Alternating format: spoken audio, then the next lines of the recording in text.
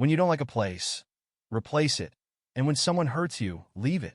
Be careful not to throw out a conversation whose effect will not go away easily, and that scar will remain in someone's heart forever without you realizing it.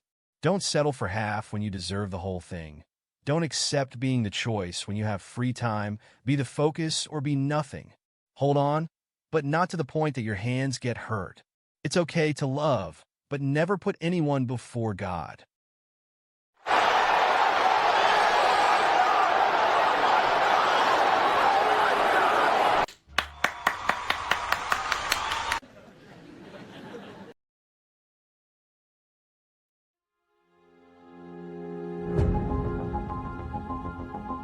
Welcome to my channel and thank you for watching.